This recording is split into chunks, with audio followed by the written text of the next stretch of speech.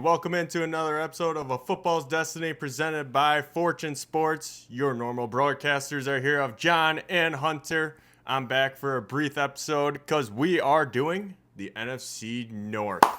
Woo! Glad you guys kept with the same rhythm as last year of putting me in the middle of two Bears. It's fun. Not as much Bear stuff around on this episode. Yeah, true. That was a lot last time. Yeah. Covering up all my Packers stuff. That was a fun one. But Before we get into the NFC North, we are going to do our Around the League segment. There have been quite a few things that have happened this week. I'm going to go ahead and steal the Cowboys news so John can't talk about it. They traded for defensive tackle Jordan Phillips from the New York Giants. Traded the defensive tackle and a 7th-round pick to the Cowboys for a 6th-rounder. So, you don't see a lot of interdivisional trades. I think roughly it's like the 5th trade in NFL history between the Cowboys and Giants, and those are two pretty storied franchises, so the fact it's only happened a handful of times is pretty wild. But I can steal this Cowboys news because it's not on here. CeeDee Lamb signed a contract. Woo! 4 years. The rumors were for a second, and I fell for them. I knew there were rumors, but Romeo Doubs, a 5th-round pick, and a 7th-round pick for CeeDee Lamb, I kind of thought was going to happen. No. But yeah, 4 years, $136 million. And now I can finally look forward to the NFL season. Yeah, but Dak's not under contract after next season. We can worry about that later. I'm worried about now. Micah Parsons is either going to be a Niner or a Steeler. Right. No, he's fine. So Dak's going to leave next season, and Trey Lance, their beloved 5-interception guy in preseason, is just going to be the new guy. Did you see that Trey Lance led the preseason in passing yards and rushing yards? Yeah, Jameis Winston. Literally. And interceptions. Yeah. Because he played, the Cowboys did not play Cooper Rush at all. Yep. They did not play Dak at all. It's literally just Trey Lance's show. Lance He show. played all 3 games, all 4 quarters. That does not happen in the preseason very often. Got to figure it out one way or another. Vikings Sure. quarterback J.J. McCarthy has a torn meniscus and will be out for the entire season. Sam Darnold was named QB1 in Minnesota. Obviously, this does have to do with the NFC North.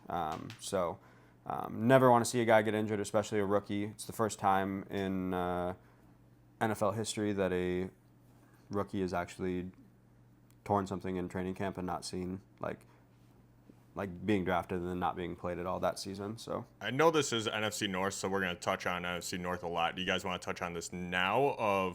Do you think this makes the Vikings better or worse? I think Sam Darnold has found his position in the league. He's no solidified starter at all, but he's also not seeing ghosts like he used to. So You don't have to deal with a potential transition of if they would have started Sam Darnold at the beginning of the year. If he struggles, they put in J.J. McCarthy, and then they go back and forth, trying to get the team used to it. Could make them better. Yeah, I mean, they have arguably the best wide receiver in football. So as long as you have someone that can get him the ball, and I think Sam is a better option at this point than JJ would have been. So team football wise, I think it makes it better because like you were touching on, like you don't have to guess who's going to be your starter each and every week because like Sam Darnold has one bad game. They're like, are they going to put McCarthy in? Who knows? But now you don't have to worry about that.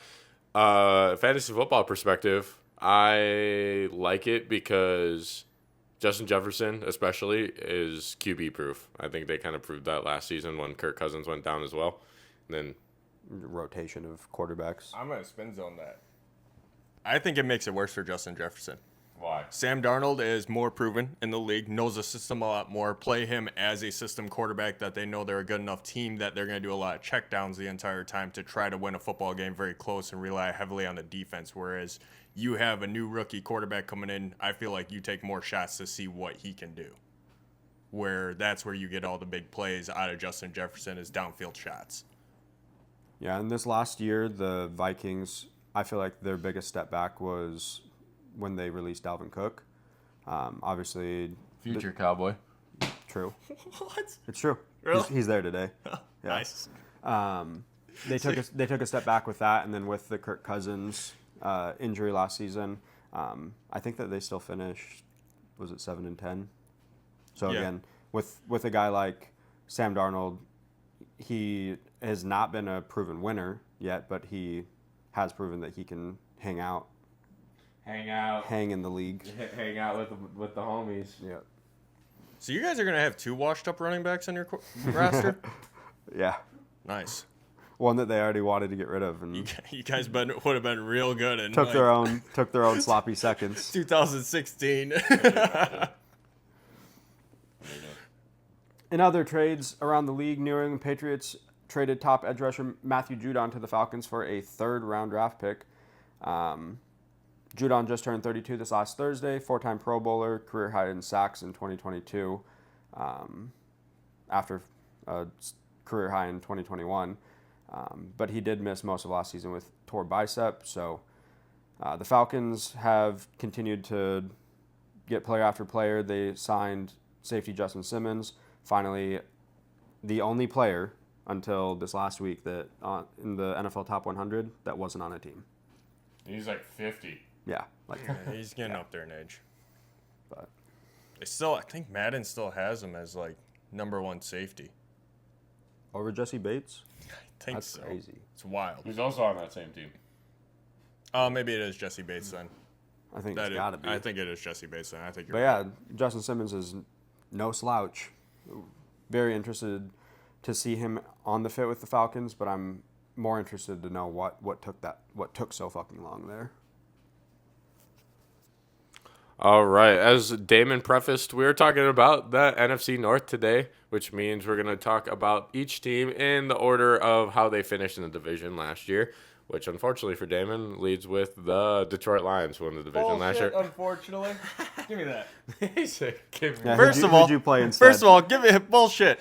First of all, rebuild year for the Packers, and we still made the playoffs. So I was expecting us to come in not last because the Bears are still in our division, but 3rd. So I'm very happy with last season, and the Lions kind of deserve this. It's been like 20 years for them, so like good for them. We still made it further in the I don't think they'll stink. playoffs, right? No. Yeah. I don't think they'll stink this year. made the NFC Championship. Yeah. Yeah. I still lost to the same team. That's facts. We both lost to the 49ers. Yeah. We're both 1 play away, arguably, too, from beating them. Whatever. Whatever. All right, let's talk about the Detroit Lions. They signed defensive tackle DJ Reader from Cincinnati on a 2-year deal. Cornerback Amik Robinson from Las Vegas, 2 years as well. Guard Kevin Zeitler, who was a starter on the Baltimore Ravens last year on the offensive line, he signed a 1-year deal. And then defensive end Marcus Davenport coming over from the division rival Vikings on a 1-year deal. A couple of the people they lost in free agency, we've talked about most of these, having touched on most of the divisions. Guard Jonah Jackson left for the Rams on a 3-year, $51 million deal. Fat. Congratulations on the bag. Fat. Safety Chauncey Gardner-Johnson left to the Philadelphia Eagles on a 3-year, $27 million deal. John loves that. Wide receiver Nope. Josh Reynolds left to go be a wide receiver in Denver. Don't know anyone that would want to do that, but... And cornerback Cameron Sutton left for the Pittsburgh Steelers. All right. Also, Tampa Bay traded cornerback Carlton Davis to Detroit because Cameron Sutton was in the news during this offseason of he was on the run from the police, wanted for domestic violence. And he was on the run for 2 weeks, then turned himself in, then got released and signed with the Steelers. So the Detroit Lions needed a cornerback for a 2024 third-round draft selection. They got Carlton Davis. Nice. So here. They got Carlton Davis, a 6th or 2-6 for a 3rd. Yep. That's sick. Fair trade. Depends on who you ask. All right, this is my offseason takeaway. This team played well enough to go to the Super Bowl last year. As Damon touched on, they were probably 1 play away from winning. They were up on the 49ers on multiple scores in that NFC Championship game and fumbled the bag. So they were up, what was it, 24-7. God damn, how did they lose that game? Any of the pieces that they lost were quickly replaced with similar tier players, so they should be primed for another bowl run. What do you guys think? It's the Lions. They're just like the Jets. They have moments, and I think their moment is Gone already? already mostly over. Really? Yeah. I have them making the playoffs this year, but first round exit. I could see that. I don't think their moment's gone. I think it's a pretty young team.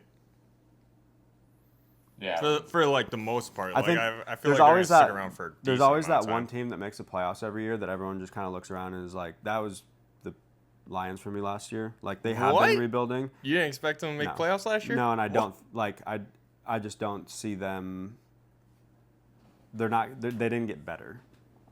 You have to get. I don't think they got that much worse. Like their biggest loss was that guard, obviously going to the Rams, but they replaced him with a guy who's still got enough.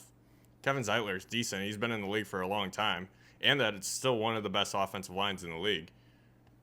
I agree. Defense got a little bit worse. Secondary got a little bit worse, but I still think that offense is pretty high powered and it's going to do its job. And I'm still probably going to project them to win this division. Still got Aiden Hutchinson, who's 24 years old, on that defensive line. You losing CJ kind of sucks. Does. But outside of that, yeah, I see this team being another bowl contender, respectfully. Yeah, I just think that Jared Goff, every time that he's had an opportunity to shine in the big moments, I mean, that Super Bowl against the Patriots years ago was an absolute shit show in the biggest moment of his career, and he fumbled every single opportunity he had. There's a reason he's in Detroit now, not LA. LA won that trade. And they won a Super Bowl, so yeah, Yep. I guess. 100%. Yeah. Let's talk about the Packers. They came in second place this last year. This is all you. All right, I like to spin zone, if that's okay, a little bit of like how you guys set it up. But I like to talk about free agent loss first. So John Runyon came in. He was a guard last year of being for injuries. So losing him does hurt because he did a very good job of stepping in and playing that role. Darnold Savage, lost him to Jacksonville, 3 years, $21 million. I should probably mention John Runyon went to the New York Giants on a 3-year, $30 million. So good for him to get paid for that. Losing Darnell Savage, dealt with injury. I always thought he was really good, but it was one of those deals where on and off the field, availability is best ability. So losing him hurt at the time. Losing Aaron Jones, that one hurt the most for me, just because I did love Aaron Jones so much. And then seeing him go to the Vikings and all the reports of he was going to take a pay cut, that really hurt more and more and more. Losing Jonathan Owens hurts just because Simone Biles won't be on the sidelines anymore for us, but she still shows up to Bears games wearing Packer gear, so that's funny as fuck. And then offensive tackle David Bakhtiari, who's still technically a free agent, hasn't retired technically yet, but that one hurts too because he is my all-time favorite offensive lineman that has played for the Packers. Either he's going to retire or end up a New York Jet. There's no in between. He's not. I mean, okay, he could go back to the Packers. Those are the three options. He could go somewhere else. No, why? I don't know why. Why? But he could. It's like saying Devontae's going to go to the Patriots. Well, and I get another $1 million real quick. True. Any team that offers it to him. But yeah, it could, definitely an outcome. Could be a Jet. It's gonna hurt. So I like to spin zone and do the free agents first because I talk about all my pains that I saw right away in the beginning of the season of losing players that I did really like. But I think they did a fantastic job of going out and getting some guys to replace them that I also really like. So first of all, free safety Xavier McKinney coming over from the Giants on a 4-year, $67 million. That is a lot of money, but we really needed a safety at that time. We had nobody at safety. What are you doing? He's eating the money. Oh, okay. I thought you were saying I was dick riding. I was like, if I was doing that, I would have been like, well, sure, okay. Yeah, that was a different motion. I'm glad you two are on the same page. Went out and got running back Josh Jacobs from the Las Vegas Raiders. 4-year, $48 million. Again, a lot of fucking money. It would have paid Aaron Jones less. But I still think that Josh Jacobs is a better running back at this point in the career. He's a little bit younger.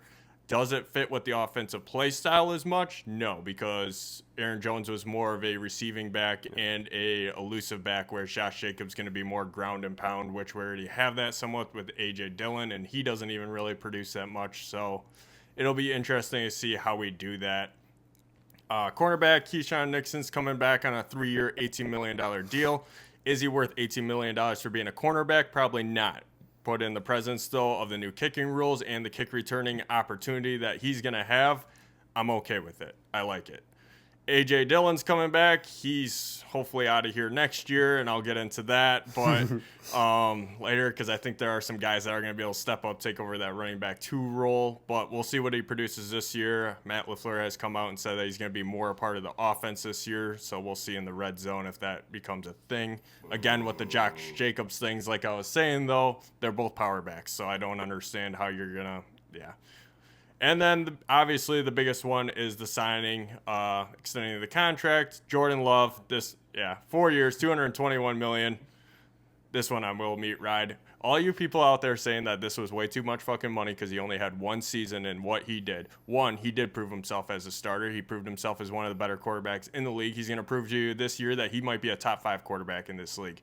2, this $220 million extension is not what you guys think. It was paid up front in a signing bonus for the most part, and it will not hit us until that last year of the 4th year where they're going to have to either restructure or figure something else out then. For now, 3 years, we're fine. We still have plenty of cap room, even though we signed them for that much, that we can go out and do other things. I was looking at that deal, and I saw that $75 million in signing bonus or whatever it is. So fucking and I thought that it's the same exact thing. You give him 3 years. You just gave him 1. You give him 3 years to be able to lead you to the promised land. And if that, obviously he's under contract for 4 years, but hopefully he is continuing to produce continuing to grow like he already has. And at that 4th year, you're offering him another extension, and then you can flip some of that money. Yep. In that 4th year to the next signing bonus that he's going to get. Absolutely. So I think they set it up really well. I think they did a good job of that. Very happy with it. That's John's. It's just. Go ahead, John. You want the mic? My biggest offseason takeaway for these Green Bay Packers is that I hate that they never have to struggle with rebuild years. No matter whatever their rebuild year, like David said, last year was supposed to be a rebuild year, and they were a wild card team. They just do it right. Not only a wild card team, but a team that came into the playoffs and absolutely mollywopped the Cowboys. I'm about to mollywop you over there. You don't like the truth? Nope, it hurts. Yeah. But this team should be a wild card team yet again. I have the Lions winning the division, spoiler alert. But Oh, wow. Yeah, way to. Come on, you said the same thing. All right. Trades. Only one happened yesterday. Oh, yeah. So Packers went out and traded for Malik Willis from Tennessee Titans, backup quarterback, for a 7th-round pick in next year's draft. Didn't quite understand it at the time. I thought that our backup quarterback, Michael Pratt, out of Tulane, that we drafted in the 7th round this year, wasn't doing too bad in preseason. He proved himself to be the second quarterback. Obviously, we had Sean Clifford in there, who did not do too well. So I kind of expected him to be more 3rd string or, if not, get cut. Breaking news today, this morning, it does sound like both of them got cut from the Packers, Sean Clifford and Michael Pratt. So that is why they went out and got Malik Willis. So there's a little bit of something there that I did not realize. But now we have a backup quarterback. You got him for a 7th-round pick. Malik Willis has started games in this NFL. Yep. And third round. Yeah. Maybe 4th, but somewhere around there. And also for the Titans, this just shows how much trust that they have in Will Levis. Like, it's his show now. Like, there's nobody else coming in now. Yeah, like it's right now. Like, mayonnaise or die. yeah, so it's either Will Levis does good or the Titans are one of the worst teams in the league, and then they have an opportunity to draft somebody like Shedeur Sanders next year. Yeah, my biggest thing, I'll agree, I can't tell you the last time the Packers had to rebuild before Brett Favre. So. Yeah, like in between the first Super Bowl and Brett Favre, what did the Packers do? Was that their rebuilding time? Yeah, and then that was all of the rebuilding that they'll ever have to do in franchise history. Literally. But yeah, I think I mentioned it prior, and we'll obviously get to record predictions here shortly. But I have 3 teams making the playoffs here, so the Packers should definitely be in the mix, and I look forward to seeing them mollywop the Cowboys again. That's not gonna happen. Not on my watch. It's not gonna happen. I'm about to go play quarterback. Fuck it. All right, let's talk about the Minnesota Vikings. Wait, did you just say you want the Cowboys to go 0-17? Yeah, for real. If I played quarterback for them, then damn facts. All right, Hunter, you take the Vikings. The Minnesota Vikings finished third in the NFC North this last year. I'm going to take Damon's role here and start with the free agents that they lost, starting with quarterback we're Kirk switching it up. Cousins, who left for Atlanta and for the fourth time in his career has absolutely stolen money from a team. 4 years, $180 million for a guy that I think he's won one playoff game. You like that? You like that? Defensive end Danielle Hunter left for the Houston Texans, and defensive end DJ Wonnum left for the Carolina Panthers. Every single time I see someone leaving for the Panthers, I'm like, you're just leaving because they have money, because nobody wants to be there. Bro, when I did the Adam NFC Thielen last year, I was like, you really want to go play with a rookie quarterback when I saw the who weighs NFC South notes, 187 though, pounds. when I saw the Panthers brought in a lot of people similar to how the Titans did. Just hold your breath on that one. Yeah. Linebacker Jordan Hicks left for the Cleveland Browns on a 2-year, $8 million deal, but they were able to fill that hole pretty easily. We'll talk about that in a second. And defensive end Marcus Davenport left for the Detroit Lions. Some of these things, like I said, we have already discussed, but just going over it again. The biggest free agent signing, in my opinion, obviously Sam Darnold is their QB1 now with the J.J. McCarthy injury. Running back Aaron Jones is huge, but that is just a 1-year deal. The linebacker signing Blake Cashman from the Houston Texans. My favorite player in NFL history is Luke Kuechly, and Blake Cashman reminds me exactly of him. The way that he plays, I'm literally getting goosebumps right now thinking about it. I'm not kidding. When Luke Kuechly retired, I was like, football is dead. Like, this sucks. But no joke, when I've been able to see Blake Cashman play, and he's been playing on a team that's been shit until this last year. So to see him on the Vikings again, I think that losing Jordan Hicks, he obviously used to be a lot better than he is now, but that fills the hole and more. Also went out and got Andrew Van Ginkel from the Miami Dolphins. So the Vikings should have no issues at linebacker this season. Facts. I'm biased. I like Van Ginkel. He's from Wisconsin. That's understandable. But defensive end Jonathan Grenard, is that Grenard? Yeah, I would say Grenard. Coming off of a season with 12 and a half. Jonathan Grenade!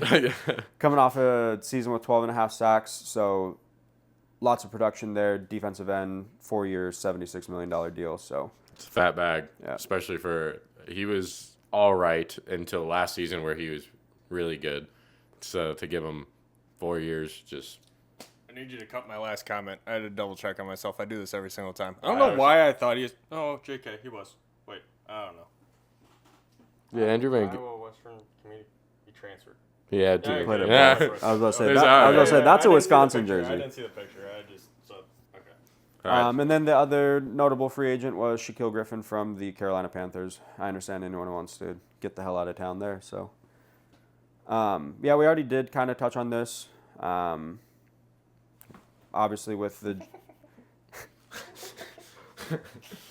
we already did kind of touch on this with the J.J. McCarthy injury. Sam Darnold is kind of being, forced into this role. Obviously, every quarterback in this league wants to be QB1, and this gives him an opportunity to, after signing a 1-year deal, he could solidify himself starting role on other teams, because obviously J.J. McCarthy is the future for the Vikings. Yeah, like this is a bridge year. And I think Sam Darnold was aware of that when they signed, the Vikings are in look of their next franchise quarterback, and Sam Darnold probably is not that. But he has a chance to prove it, because if Sam Darnold balls out with the weapons that they have and all of a sudden they're, around 500, then you're maybe like, yeah, we'll go roll with Sam into year 2 and see, Or at the very least, have a team interested in you then, because you balled out. Yeah. So then they go out and get you and give you another contract. Also, I gotta imagine Sam Darnold's weight on his shoulders just got lifted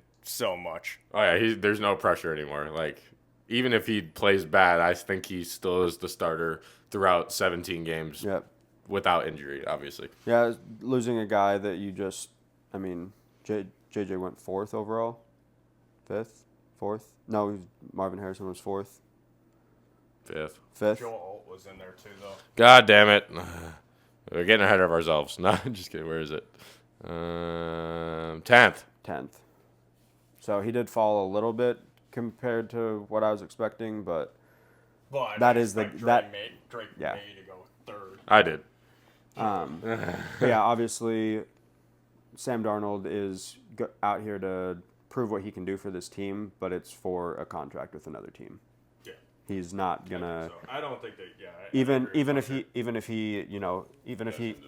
if he goes 500 this season, he wouldn't want to re-sign with this team. He's not gonna lead this team. Even if magically he does lead this team to the playoffs, he wouldn't want to come back and sit behind J.J. McCarthy. Facts. I'm agreeing with you. I'm not debating you. No, you're good. Yeah, I'm not saying. Yeah, I'm going against you. I'm on Hunter's side. There's no chance that he stays with the Vikings. Unless he does so bad that he's okay with being the backup. All right, I'm going to flip switch here with the Vikings and say that their defense wasn't good before, and now they're probably worse without Danielle Hunter. I would take Danielle Hunter over Mr. Grenade. That's what, every time we watch a Vikings game now, that's all I'm going to think of. But that's what's going to hold this team back, I think. They might be able to put up a decent amount of points with the weapons that they have, but I don't know if the defense is going to be able to stop anybody. Yeah, I think that I understand what you're saying, but from years past, like the Vikings defense was their identity, and all of the people that were that identity are gone, and they have a new identity. And that linebacking core that they have now with Van Ginkel and Cashman, again, Cashman is hands down one of the most exciting linebackers to watch. He hits hard, he runs fast. So I'm gonna have to look into him a little bit. I don't know him all that well, but I do agree with you that I think. Like I said, I fucking compared him to Luke Kuechly. Yeah, that is a wild comparison. So. I don't know how the fuck you can do that. That is just crazy. But I do agree with you. I do think that the Vikings defense has been their identity the past few years. But it's always been the defensive line where they had star power on the defensive line and they kind of had role players at linebacker where it kind of make the defense. They just kind of flipped it, right? So now the defensive line should still be decently there because they've always had really good defensive linemen. So now they're just more role players, whereas I think the linebackers are good. So did it take a step back? I agree with John a little bit. I think it did take a step back, but I still don't think they're going to be as bad as what you're making it out to seem necessarily. Yeah, when you lose a guy named Hunter, you're fucking screwed. You're so screwed. All right, let's talk about the Chicago Bears. I forgot I was wearing this. Yeah, you're like. Well, it took so long to get to him. Yeah, true. All right, I'm going to roll with the style of show now, and I'm going to talk about who they lost in free agency. Wide receiver Darnell Mooney going over to the Atlanta Falcons to catch balls from Kirk Cousins on a 3-year, $39 million contract. That's a fat bag for a guy that hasn't really produced much in the NFL. Granted, he didn't really have very good quarterbacks throwing to him, but I digress. Defensive tackle Justin Jones going over to the Arizona Cardinals on a 3-year deal, $31 million. Pretty good. If you're making $10 million annually, you're pretty damn good in the NFL. Center Cody Whitehair going over to Las Vegas on a 1-year deal, and then safety Eddie Jackson is going to Baltimore on a 1-year deal. Sometimes I literally still have to remind myself that the Raiders are in Vegas. I'm going to have to do that with the Athletics coming up. Yeah. All right. So, yeah, and then as soon as the NBA gets a Vegas team. We talked about it, a couple weeks ago now, about the Baltimore Ravens losing hella big pieces on defense. Yeah. This is signing Eddie Jackson is a good way to bolster that. Even if it is on a 1-year deal, it's Eddie Jackson's prove it year. He wanted a second contract, didn't get it. Getting up there in age. Very true. But he wants that extra 2-3 years, that some of these other older guys are getting, on like a $8 million annually. Getting out of Chicago is probably the best thing for their career, especially if you're getting up there in age. Facts. They got a young group of guys right now in Chicago, and it might take a few years for them to get things rocking. I can't disagree with you. All right, let's go. Running back DeAndre Swift is now on the Chicago Bears, coming over from Philadelphia, 3 years, $24 million. It's a good signing. I love it. Safety Kevin Byard coming over from Philadelphia as well. These guys will be teammates just in Chicago now on a 2-year deal. Tight end Gerald Everett, who is definitely a pass-catching tight end, 2 years, $12 million. So I feel like the Bears' 2 tight end sets are going to be kind of deadly now with Cole Kmet still being there. Then, as Damon touched on earlier, safety Jonathan Owens. Rip Simone Biles. She's not going to be in Green Bay anymore, but she still likes the Packers apparently. But he signed a 2-year, $5 million deal, so he'll be in Chicago for at least the next 2 years. And then I like to talk about this wide receiver DJ Moore got a 4-year extension on a contract that he already had 2 years left on. Yep. So now he's going to spend the next 6 years potentially. Obviously, there's a lot of other factors can happen, between now and 2030. That's scary for me to say, but he did sign 4 years, $110 million extension. So DJ Moore is going to be catching balls in Chicago for a long time coming. Speaking of guys catching balls in Chicago, wide receiver Keenan Allen came over from the Los Angeles Chargers, got traded over there, and now this team went from having one of the worst wide receiver groups outside of DJ Moore, obviously, who is still there, to one of the best, because now you got Keenan Allen and their rookie Rome Odunze, who led the FBS last year in receiving yards. So this team it's got a hell of a lot better because they also traded away QB Justin Fields to Pittsburgh, and then they traded for offensive tackle Ryan Bates from Buffalo. Yeah, this is the first time in my lifetime that I've actually seen the Chicago Bears make moves around their quarterback that make sense. I'd agree with that. But let's hold our horses here just a little bit, right? I still am not a big fan of Matt Eberflus. Yes, was he an upgrade from Nagy because everybody hated Nagy, including the city of Chicago? Yes. But you still went out and got a defensive coordinator to be your head coach, and we talked about that when we drafted Justin Fields, didn't we? And how that was going to transition. The other thing that we talked about in getting Justin Fields is, no, you didn't go out and get these all-pro wide receivers like you did for Caleb Williams, but you didn't touch on the one piece that we tried to hope that they were going to do for Justin Fields, which is an offensive line. That offensive line has struggled for years, and you have done nothing to make it better. Ooh. That's what I'm saying. Until now, and Caleb Williams seems to be the piece that they think is gonna not just make them go from 7-10 last year, but really be Super Bowl contenders. You got one guy, left tackle, right? They had a rookie last year. I don't know. I still think it's the worst offensive line in the league, and that's one, or not in the league, in the division for sure. And that's coming from me. My offensive line's not that good, but I think it's a lot better than that. I think the Packers did a much better job. I'm blanking on his name, so let me find it.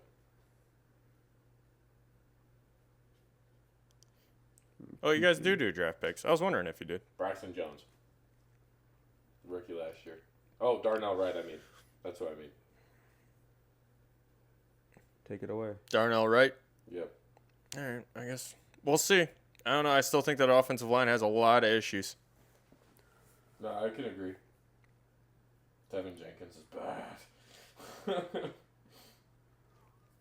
All right. Oh! Oops. You're good. Bad hand up. So the Bears' offensive line, as you touched on, has struggled. But luckily for them, they have room to grow because as looking at their depth chart right here, about the oldest guy on the starting offensive line is 26. So there's definitely room for improvement there.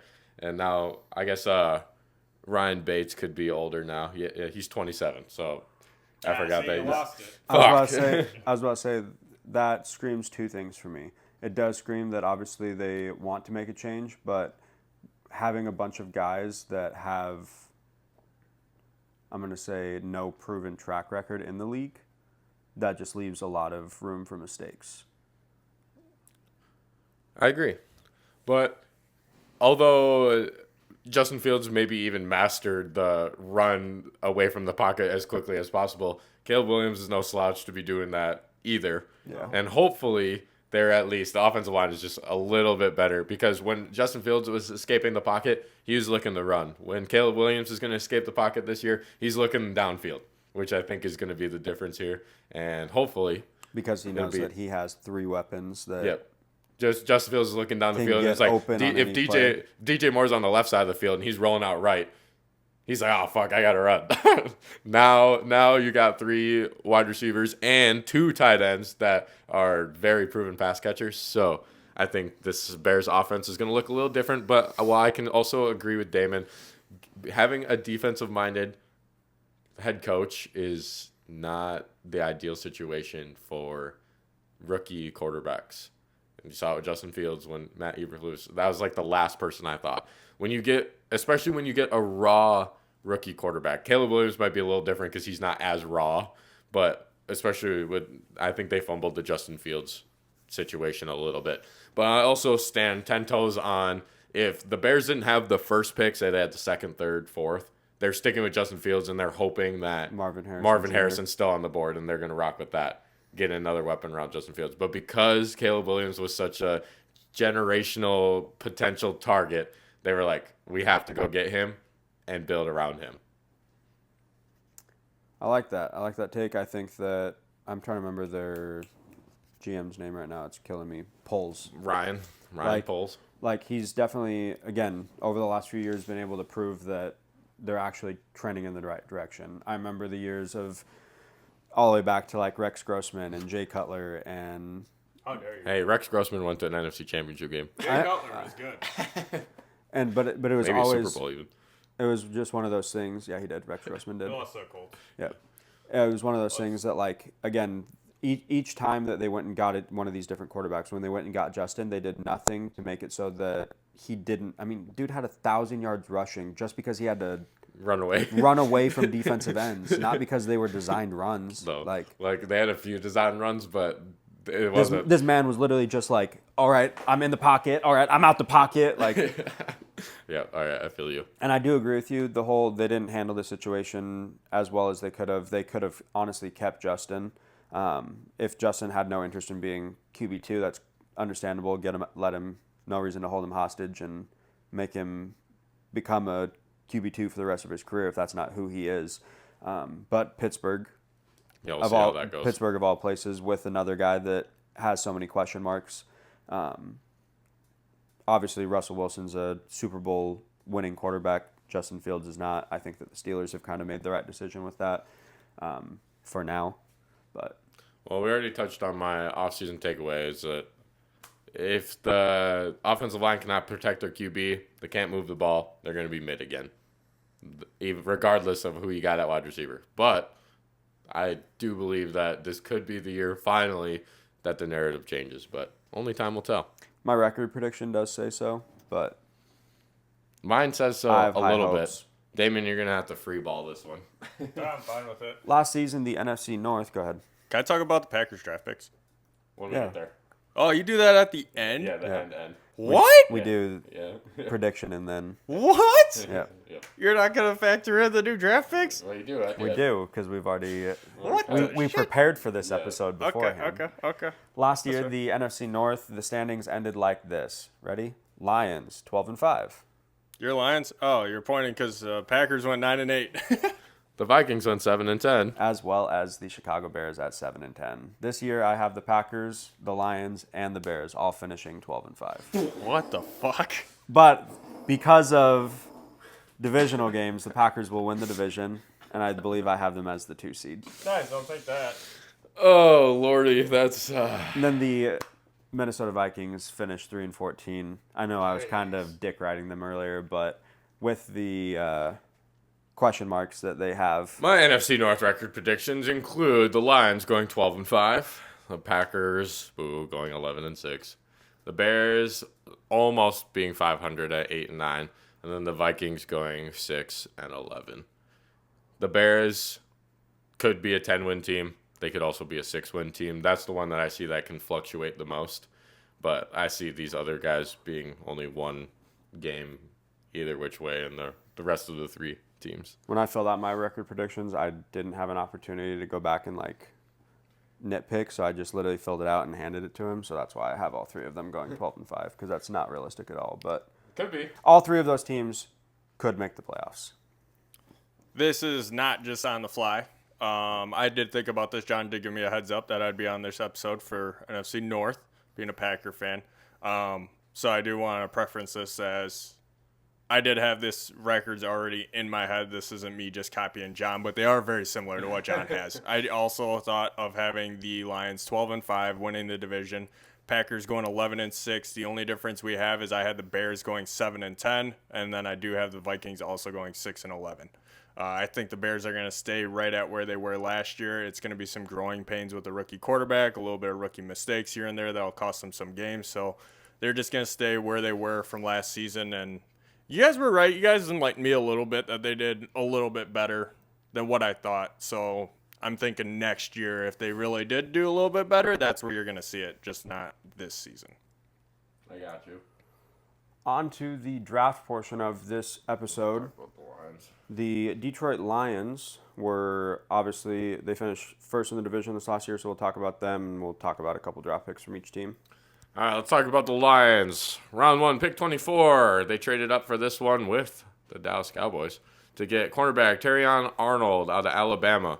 The Lions allowed 34 completions thrown at least 20 yards downfield last season, which, besides the Houston Texans, was the worst in the NFL.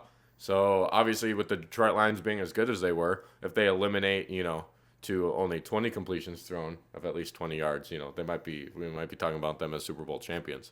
So, this is the third straight year that Detroit has taken an Alabama Crimson Tide player in the first round. So we calling them Alabama Lions or Detroit Crimson Tide? I like Detroit Crimson Tide just there a we little go. bit better. It's not really working for them, though. They already got rid of a couple of them. Yeah, very true. Round 2, pick 61 for the Lions is another cornerback, Ennis Rakestraw Jr. That sounds just like somebody who came out of Missouri. Rakestraw only allowed 13 completions on 22 attempts this season when targeted, and only 1 touchdown. So, damn, those are some Sauce Gardner numbers. for real. The Eagles secondary struggled last year, and they went double corner. The Lions decided to do the same goddamn thing. So, we'll see how it pans out for them. I low-key kind of like the Lions group of rookies more than the Eagles because Cooper DeJean had the worst defensive rating for the Eagles out of everybody in the preseason. Yikes, didn't know that. Tough. I do want to go back and touch on the Lions because Terrion Arnold out of Alabama is the cornerback that I wanted the Packers to draft because I wanted a cornerback because we only have Jair, and then you have the injury history of Eric Stokes, who's not good, and then pretty much you have Keyshawn Nixon coming in there, who I talked about earlier is not a true cornerback in my opinion. Carrington Valentine came on the scene last year and did a fantastic job, but I was really hoping we were going to take a corner until the freaking Lions jumped us. I don't know if they would have actually drafted him or not, but they did right before that took him. So that was tough. But I am very happy to see Jordan Morgan come out of Arizona, who had a resurgent year on a much better Arizona college football team this last season. Jordan Morgan was injured the previous season before that, so then getting him back at right tackle helped that team, I think, a ton. They're about to be good this season, too, coming up. But I'm very happy to see Jordan Morgan come in.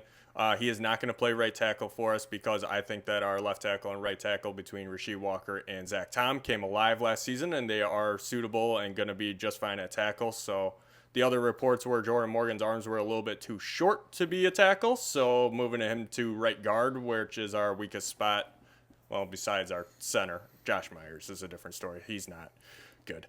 But, yeah, putting him at right guard I think is going to be really good, especially after losing John Runyon. Very happy with our second-round pick in Edgerrin Cooper out of Texas A&M. The Packers, I am very happy to see, instead of going from a power linebacker position, are starting to transition into today's age of football of you need speed at linebacker. So pairing him up with Quay Walker, those are two of some of the fastest linebackers in the league now. Not the fastest, but I do like that at linebacker. And then also going out and getting strong safety Javon Bullard out of Georgia was huge because we didn't have anybody at strong safety since Adrian Amos decided to leave us. He's not even on our team anymore. I know he's not, but he's still another guy that went to the Jets. Yeah. Round 3, this is the guy I was talking about that I think should take over for A.J. Dillon and be the running back to Marshawn Lloyd out of USC. He is a elusive back, which I thought was going to pair perfectly with the power back of Josh Jacobs. Unfortunately, he is injured, so he will not be playing this season.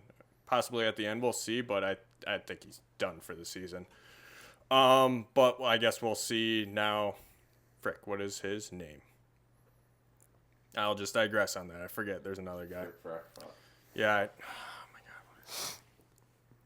Emmanuel Wilson I believe is his name, and I think he actually has a chance to be running back too still because he is an elusive back. He's been with the team for a little bit now, a couple of years now. Emmanuel Wilson. Yeah. 25-year-old.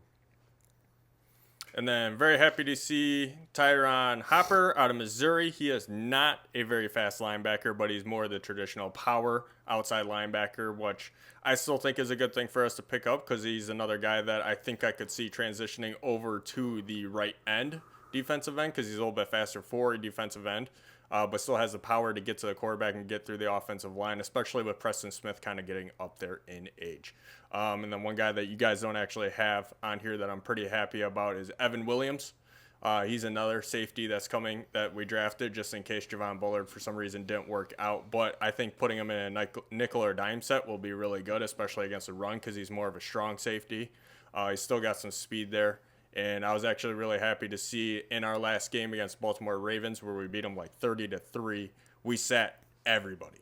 So that tells me that they are happy with what they saw in training camp and in the first few preseason games, and they are very happy with those first 5 draft picks for us. So I was really happy with the draft for us. Something that I just looked at, I was a little distracted over here for a second. The Packers don't have an offensive player over the age of 28. They're the youngest offense in the league. Yep. Preston Smith on their defense is their oldest player, 31. Yep. Usually, and then Anders Carlson is younger, but their kicker is only 30. This is a very youthful team, and I think that to circle back, why they haven't had to struggle during those rebuild years is because every single time that it's getting to that point, they're already resetting so that they don't have 37-year-old guards. Once somebody hits obviously 30, David Bakhtiari, they're just like, fuck you, get out of town. I mean, it hurts, but it works. Yeah. It hurts, though. Yeah, because you get to see players play for 6 seasons, and Max. then they're going somewhere else to let their career die. Yeah. Max, literally Max. But yeah, I was just looking at that. They literally don't have, and probably starter-wise, that Jenkins, who's that? Is he a tackle? Alton Jenkins? Yeah. Left guard. Okay, so he's your oldest offensive starter at 28 years old. Yep. That's wild. That is very wild.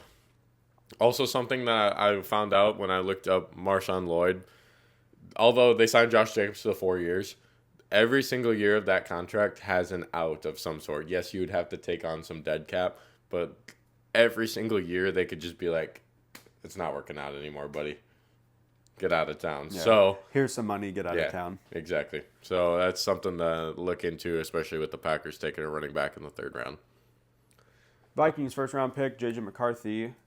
He fell a little further than I was expecting. Drake May going before him.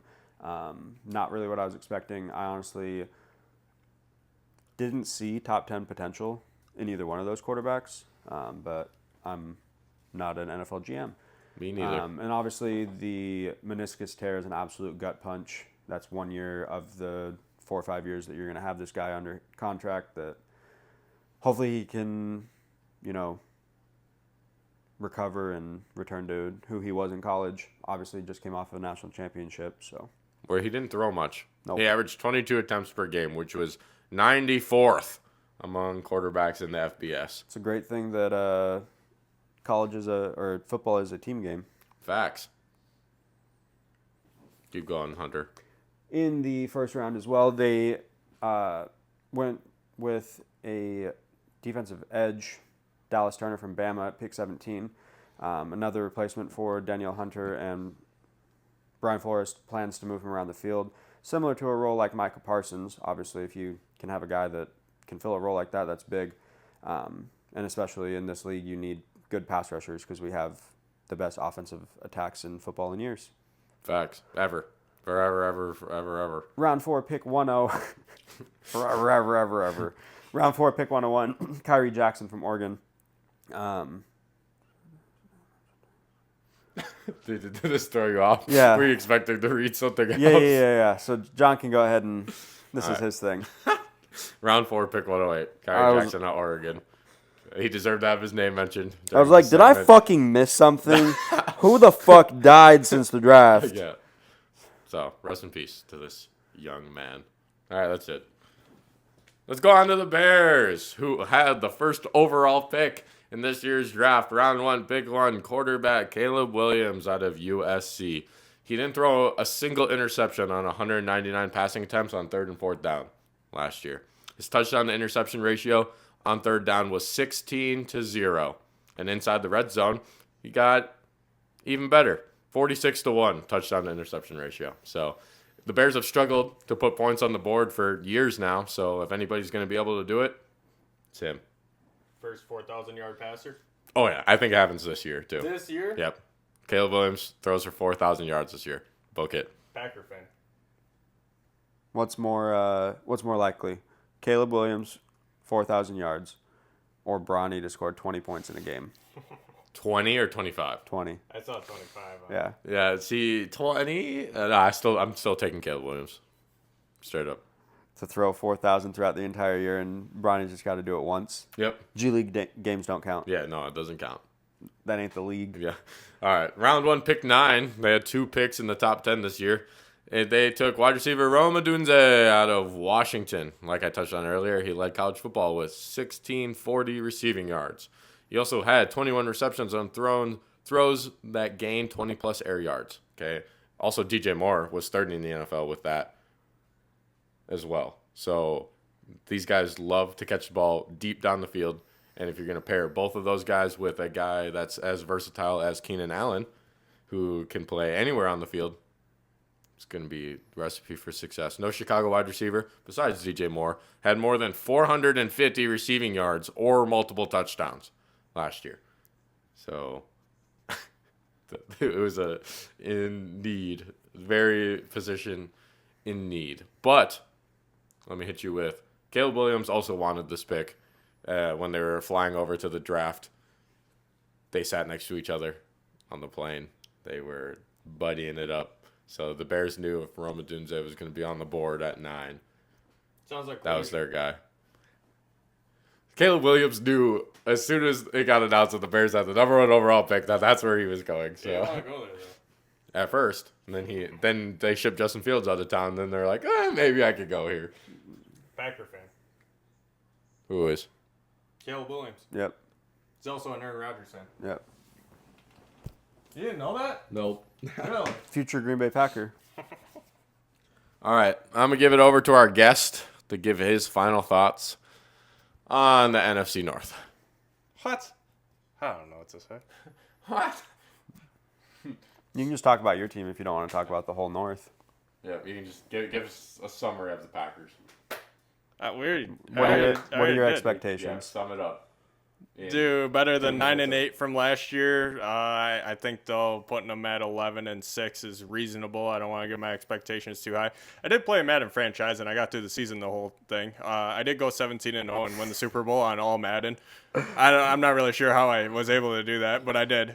So pretty high hopes on it. Yeah, and it was on all Madden. It was wild. But that is a tough schedule in the middle of the season. Like, what the fuck? I was not expecting that. That was some brutal ass shit for a second there. So yeah, I think I do think that 11-6 is reasonable. I think playing the 49ers and the Texans and the Dolphins is and the Lions twice a year is gonna be it's gonna be tough. But still high hopes. Very happy with where we're at. Very happy with the upcoming season. Very excited. NFC North champion loading for the Packers? No. Potentially. I still think the Lions. I would be ecstatic if we are. It's a possibility for sure. I just think the Lions. I just think that what they were able to prove this last season without Aaron Rodgers, like being able to make the playoffs at 9-8, 9-8's nothing pretty, but to be able to come in and play 2 playoff games and. All right, I'm gonna talk about the Lions. Bowl or bust. Dan Campbell, I love the guy. I think he's a phenomenal head coach. He's put them in some dicey places throughout his years as the Detroit head coach.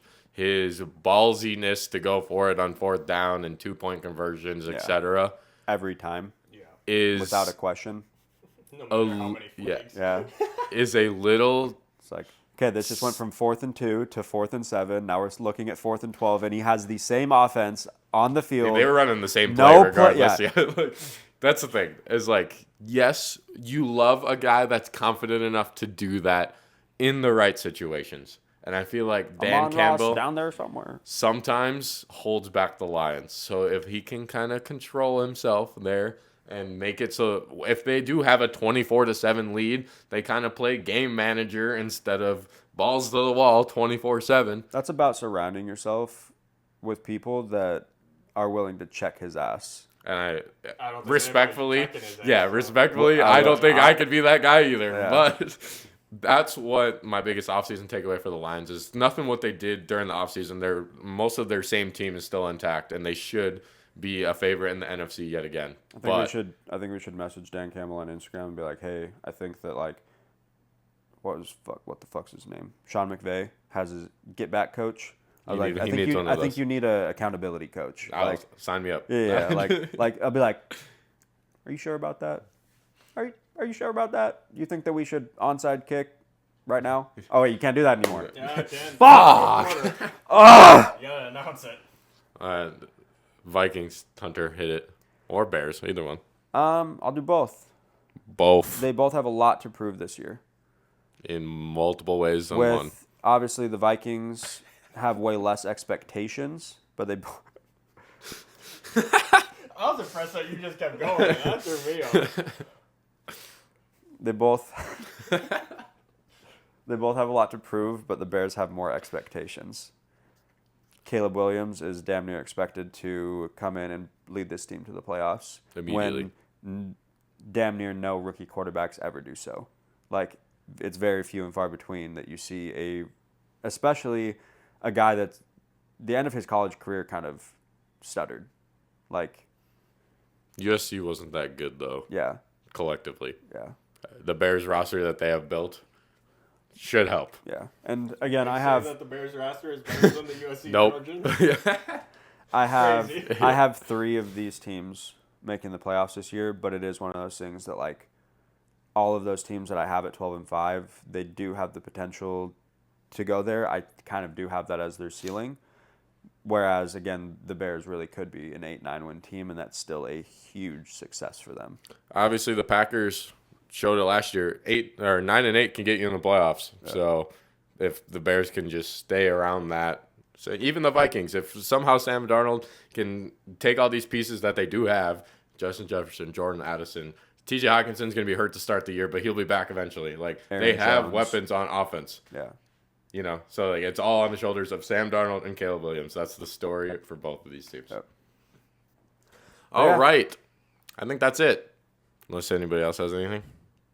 Nope. That's it for me. Thank you for tuning in to another episode of Football's FC presented by Fortune Sports. Next week, well, it'll actually be like in a couple days. We'll be talking about... We've got 3 episodes coming out in the next 9 days. Yeah. We'll be talking about the AFC South and CJ Stroud and company, see if they can repeat as AFC South champions. There's a rookie quarterback who took his team to the playoffs. Facts. I know, but it's just... Yeah, it doesn't happen. Yeah, it doesn't happen very often. But he just brought up CJ Stroud, and that is the guy who did it. And I didn't predict that last season, but I did say that the Jags were going to be poop. They were pretty And poop. they were poop. Just a sneak peek for what you see next time. Take care of yourselves. We love you. Thank you for tuning in. Thanks to Damon Go for Jets. showing Stay up. safe. Peace. I'm just trying to get paid. Call me Odell Beckham, cause I'm always making plays. And alright, designer, bitch, Gucci, fuck your J's.